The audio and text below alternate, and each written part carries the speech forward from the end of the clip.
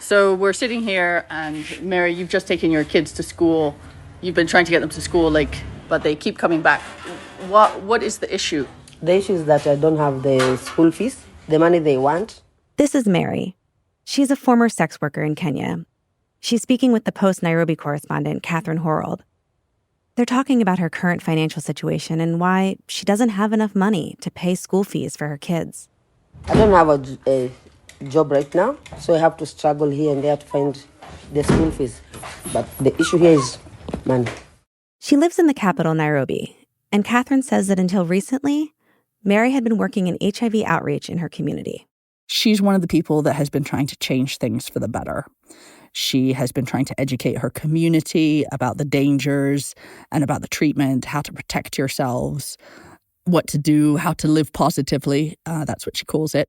Mary's work received funding from USAID, the U.S. Agency for International Development, which delivers billions of dollars of life-saving food, water, and medical aid to people around the world. You know, she was just scraping by. She got about $100 a month stipend from this program that she worked for doing HIV education outreach. You know, they were hanging on by their fingernails, but they were hanging on. But then everything changed when President Trump took office in January. Just suddenly, there was nothing there. They were just tumbling through thin air. On his first day in office, Trump signed an executive order pausing nearly all foreign aid. And pretty immediately, the money Mary and her family relied on stopped coming. On top of that, there were also disruptions to an HIV/AIDS program that Mary and millions of others have relied on, called PEPFAR, which stands for the President's Emergency Plan for AIDS Relief. This is globally recognized as one of the most successful health programs in the history of the world. And, you know, it's been winning. And now we're definitely going to see some more victories by the disease. And that has already happened because of some of these interruptions. That's the thing. It is a death sentence. From the newsroom of The Washington Post, this is Post Reports. I'm Colby Ickowitz. It's Monday, April 7th. Today, the legacy of the U.S.-led fight against HIV/AIDS, its uncertain future under the Trump administration, and the life and death consequences for people like Mary. And just a warning, this episode includes references to sexual violence and assault, so please take care while listening. Catherine, hello. Hi there. You've been spending time with a woman named Mary in Kenya, and I should say that we're only using Mary's first name to protect the identity of her kids and their HIV status. And we just heard a little bit about what she's going through, but can you tell me more about her and why we're hearing from her? What is her backstory? So Mary is a hustler, and Mary is somebody who loves kids. I have 8 kids. 4 of them are not mine. They're not my biological. I adopted them from their mother when she passed away. And Mary's somebody who cares about her community. I am an activist also. I advocate for the rights of sex workers and young women and women. I fight for their rights. So me and community, we are very connected. And she's a woman who has managed to build a life for herself and her family, despite all these knocks that life has given her. My mom used to be a sex worker. Her mother was a sex worker who was murdered when Mary was 2 years old. She was raped when she was 13 and had her first child. She went on to have several more children. And then when a colleague of hers, a friend of hers, was murdered by a client, she ended up taking home those 4 children from the woman's funeral because nobody else wanted them. So she's always trying to help people. I have a lot of issues going on. I tackle them. She lives in a 2-room apartment with all these children, except for one who's at boarding school. It's pretty cramped, but you know, you can see how much care she takes there. She set up a reading corner for them. She has a sign on the bathroom door, you know, sternly exhorting everybody to keep it clean. She's got a pile of school shoes in the corner for them. And the thing I love the most is she's got a little poem from her kids taped up next to her mirror with a rose, a plastic rose. And I really like that. What does the poem say? It says, "Thank you for your parenting, and we believe in you and we love you." Oh. So, Catherine, you and Mary, you both live in Kenya, and I want to try to understand the region a bit better. What is the situation like there? And what stands out to you about Mary's neighborhood in particular? So Kenya is the most stable and prosperous country in East Africa, and is also America's closest ally in Africa. Kenya is a country of a lot of contrasts. There's obviously these extremely high-end luxury lodges where people come to look at rare animals and go on safari. But there's also neighborhoods in Nairobi, like the one that Mary lives in, where, there's no paved roads. Just outside her house, the kids have to pick over puddles of sewage to get to school. It's very dangerous at night. When her gas ran out recently when she was trying to cook her kids a meal, and she had to venture out into the night with her pot to try and cook it on a neighbor's stove. It's really dangerous because there's gangs that hang around out there, and there's not a lot of economic opportunities. So a lot of the women and some of the men do resort to sex work just to pay the bills, to feed their children. A lot of the people doing the sex work are actually mothers trying to feed their children. So it's very common. And we heard Mary describe herself earlier as an activist and an advocate for sex workers and for women. What exactly does she do to support them in the community? She set up an organization called the Night Nurses. And when she first saw me writing that down, she said very firmly, that's night with a K, because she's a fighter. I do empower female sex workers to negotiate and to get justice. Basically, she's the person that the sex workers call when they have a problem, if they've been arrested, if they're being held hostage by a client, which happens quite often, if they're being robbed or threatened. And some of them sometimes are being arrested illegally. We go also, we do follow-up. The police call her when they find a body because they get murdered quite often. So everybody knows Mary. And several times while I've been with her, people have phoned her just asking for money, to feed their kids, or, somebody needed a policeman bribed after they got arrested, women needing health care for an emergency situation. Her phone never stops ringing. And I know she also does a lot of work in HIV prevention and care. I imagine HIV is pretty prevalent there where she is. Yes. So a lot of the sex workers have HIV, and some of their older children do as well. But in recent years, most of the HIV positive mothers have managed to get medication that stops them from passing it on to their younger children. One of the children that Mary cares for has HIV, but Mary's been very effective at getting her medicated and supported with food. Yeah, tell me a little bit about the medications that exist now for HIV that kind of helps keep HIV at bay and that are these life-saving treatments. So HIV stands for the human immunodeficiency virus. And that's a virus that attacks the body's immune system. And HIV, if left untreated, eventually develops into acquired immunodeficiency syndrome. And that's the most advanced stage. It makes a person much more vulnerable to infection. So really simple diseases, even the common cold, can kill you off. So the first line of medication, the antiretrovirals, which are usually called ARVs, those cost about 15 cents a day. And they're very cheap, very widespread, and they can suppress the viral load so effectively that people don't pass the virus on anymore. And is it the type of medication that you have to take every day at the same time? It's very important that you stay on a schedule? It is super important that you stay on a schedule because otherwise the medication can cease to be effective. You might have to go onto a different drug regime, which is much more expensive, or the virus can come back very quickly. So any break in this drug regimen is of great concern to people. HIV is transmitted through things like sex. It can be through mother to child when you're giving birth. But one of the great successes is that these drugs prevent mother to child transmission.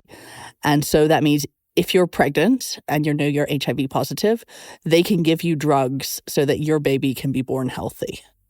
So there's been lots of pretty effective efforts to prevent and treat HIV/AIDS in sub-Saharan Africa by Mary and many, many others. And a lot of that has been through this program we mentioned earlier called PEPFAR.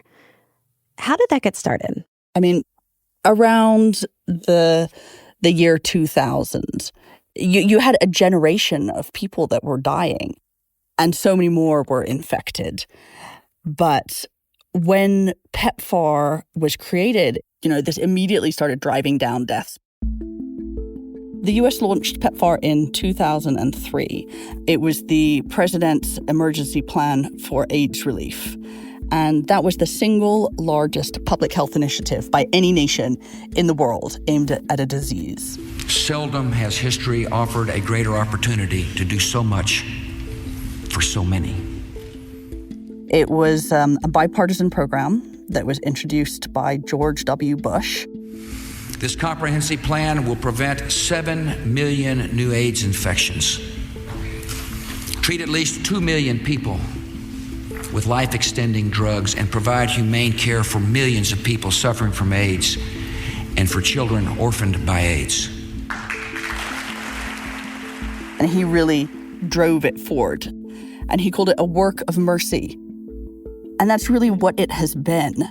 It's saved people from becoming orphans. It's saved people from dying. It saved people from becoming infected because there was more testing and then there's more drugs available, to the point where now, the number of deaths, those numbers have dropped dramatically. And in Kenya, we had, I think, more than 150,000 people dying of AIDS the year that PEPFAR was founded.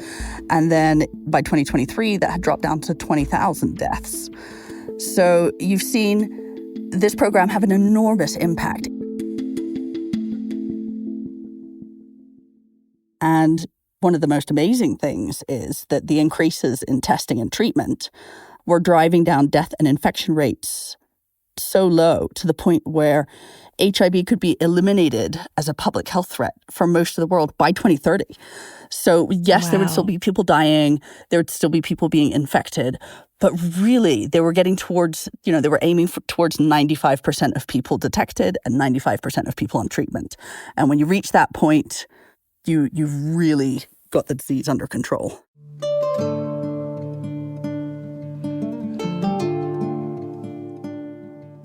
After the break, how major disruptions to PEPFAR and other U.S. support are already affecting the global fight against HIV. We'll be right back.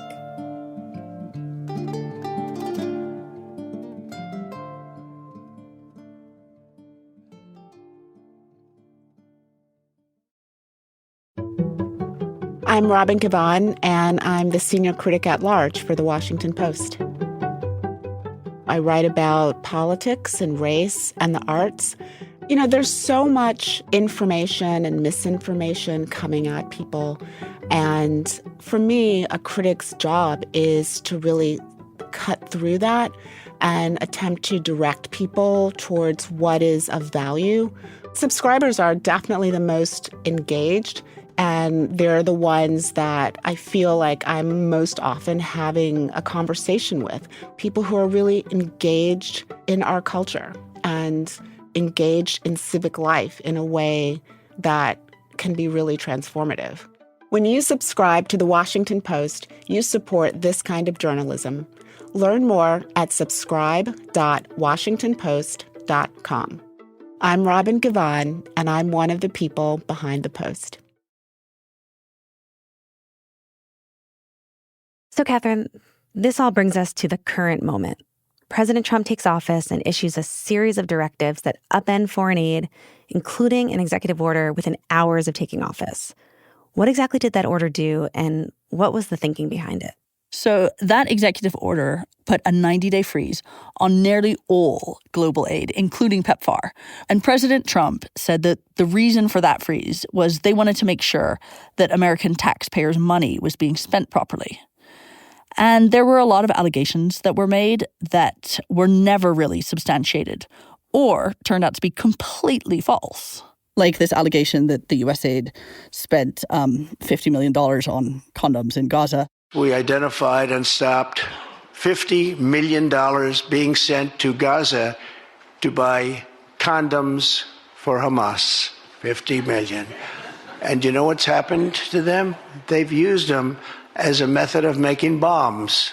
Which was completely untrue, but was repeated by members of the administration for weeks after it was thoroughly debunked. Yeah, I remember that. And then there was that moment where Elon Musk, the head of the Department of Government Efficiency, which we all know as DOGE, was asked about this because he had promoted that exact false claim on X. Well, first of all, some of the things that I say will be incorrect and should be corrected. So nobody's going to bat 1,000. I mean, we will make mistakes, but we'll act quickly to correct any mistakes. I'm not sure we should be sending $50 million worth of condoms to anywhere, frankly. So, Catherine, getting back to your reporting in Kenya, what exactly has been happening on the ground there as a result of this shakeup in foreign aid and PEPFAR funding? Clinics were shut, doctors were sent home, people distributing the medicine were sent home, outreach workers stopped going to schools or places where there were vulnerable people. I mean, did they make any exceptions to the funding freeze? So there has been efforts to restore some of this programming. On January 28th, the U.S. Secretary of State said that life-saving programs should continue. The U.S. Secretary of State issued a waiver on the pause for life-saving humanitarian assistance during the 90-day period of review. The White House press office said in an email to the Post that programs serving 85% of people who benefit from PEPFAR were up and running again, and that payments had been made to unblock, quote, the most critical bottlenecks.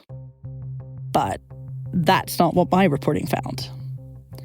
Some big programs are still frozen, like those supporting HIV-positive orphans. And others are struggling to restart because so many of these programs are interconnected. So some USAID PEPFAR programs were frozen and then were given a waiver because they were considered life-saving, but the people that were supposed to distribute the money had been sent on leave. Some NGOs were granted waivers for some work, but then the other people that they were working with didn't get waivers. So you might have a clinic that was authorized to open, but nobody being paid to go there. It's been so sudden and so unpredictable that nobody has any idea what's going to happen next.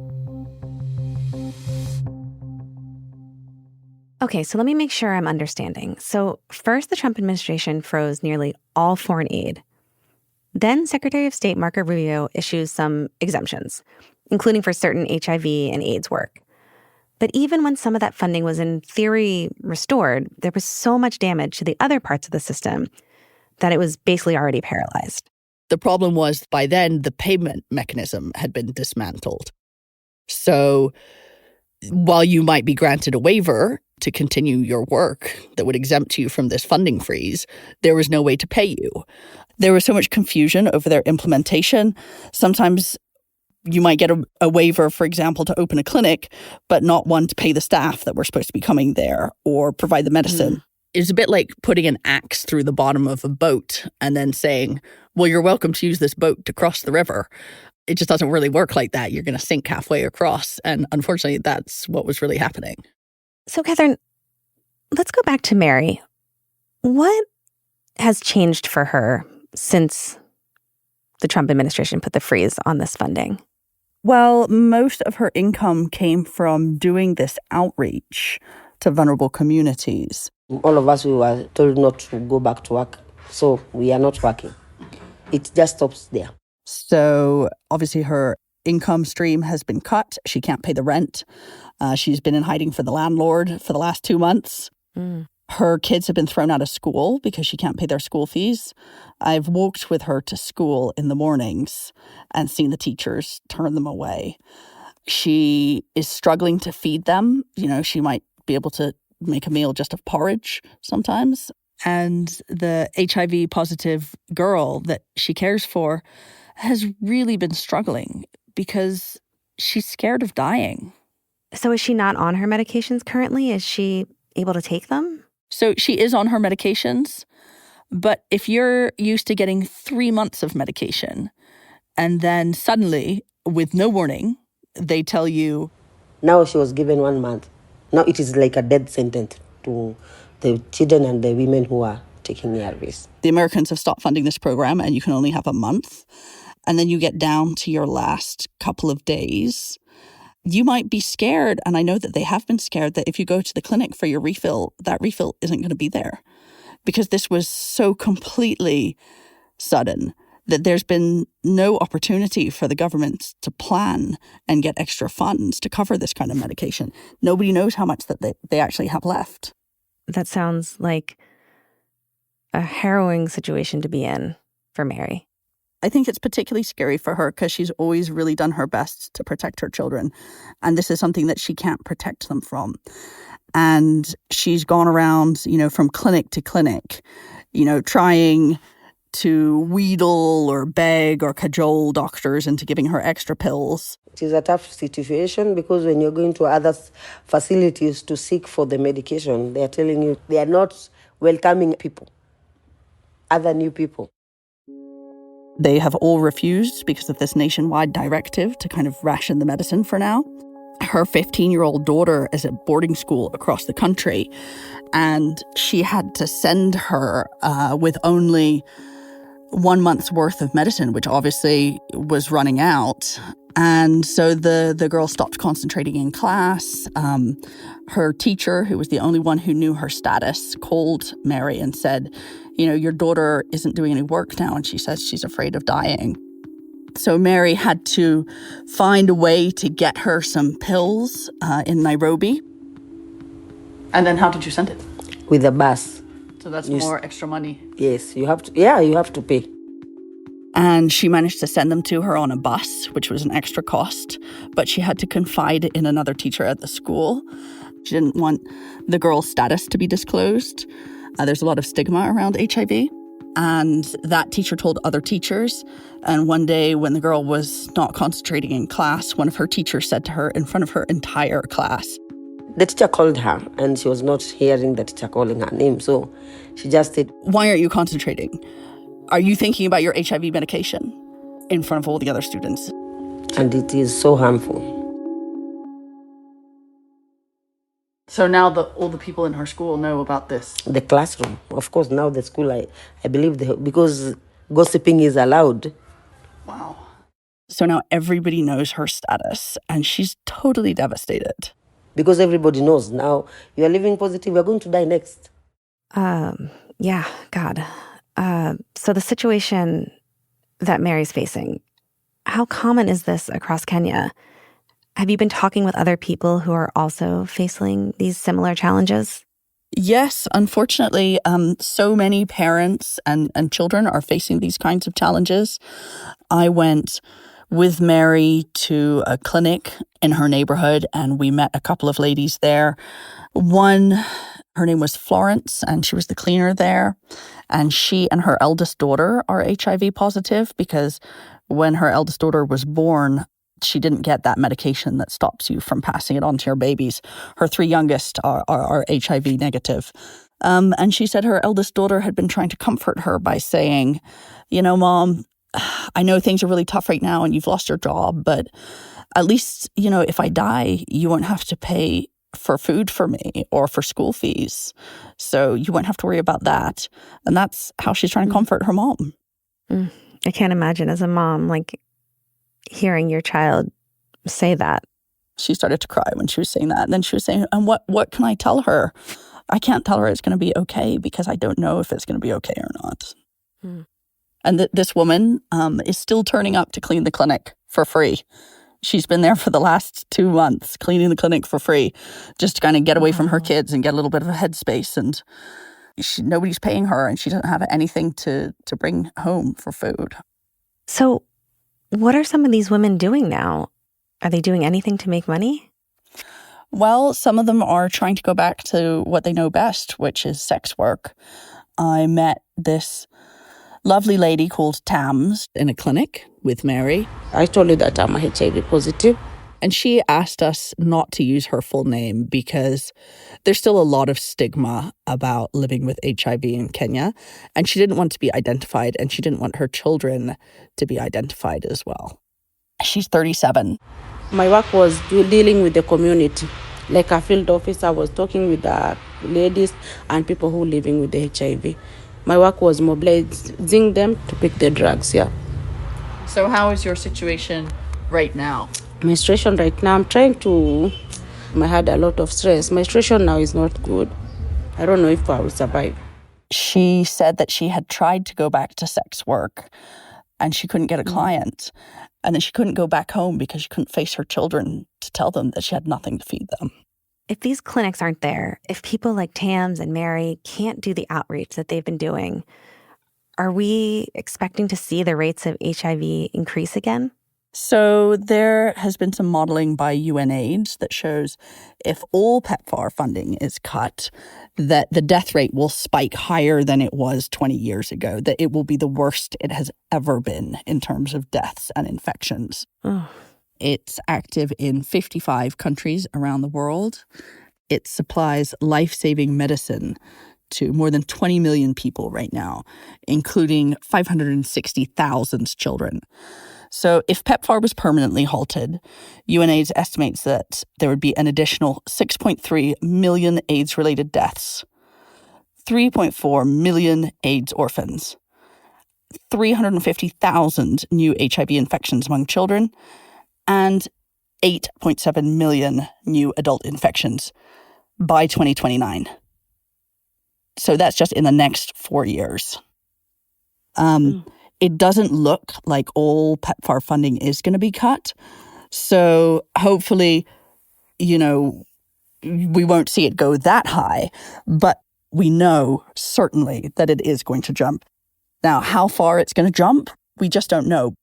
So, Catherine, has there been a push to restore these funds? Has there been any outcry that these funds have been cut? So yes, there's been strong bipartisan support for PEPFAR. A lot of health advocates and a lot of lawmakers from both sides of the aisle have spoken out in support of it. And I think that's the reason why some programs did get waivers. We've also seen legal challenges to this executive order. The AIDS Vaccine Advocacy Coalition filed a lawsuit on February 10th against the foreign aid freeze. The problem is, these lawsuits have seen a lot of temporary stay orders, that might last for a week. It's not really clear what's going to happen next. So basically the chaos continues and nobody knows what's going to happen week to week. Catherine, I know that the Post has also reported that since the legal challenges you mentioned were filed, the Trump administration has moved to formally close USAID. And so I imagine there's likely going to be more challenges and more uncertainty. I think there might be some people listening who will wonder, why is it the U.S.'s responsibility to maintain these programs and support these families across the globe? Does the Trump administration have a point, that the U.S. should scale back its support around the world? So I think that's a very broad question. So to what extent do we as humans have the responsibility to help other humans? This was perhaps one of the most important global health fights of our time. And it was one of the most shining examples of American soft power, one of the greatest public health victories, on par with the eradication of smallpox. I think one of the things that Mary's story also has shown us is that when you give somebody just a tiny little bit of help, like a little bit of respite, they can go a long way towards making their community and their country a better place. So Mary had this little stipend and a little bit of food, and as a result of that, she was able to set up an organization that helped 700 people. She actually ran for a local office as a local councilor in the last election, and she lost. But she is out there organizing demonstrations, teaching people how to fight for their rights, trained herself as a paralegal. And the way that she was able to do that was with just a tiny little bit of help from the American government. And Kenya was well on its way to getting the disease under control. And now it might not be. The disease is going to cross borders. Sex workers are going to sleep with tourists. People whose medications are interrupted might develop drug-resistant strains of the disease and pass that on. And those strains are much, much more expensive to treat. So the problem is that when you have a deadly disease, it does threaten everyone and it doesn't respect borders. And that's what Mary told me. HIV is not for African only. HIV is not for Kenya only. You should understand that.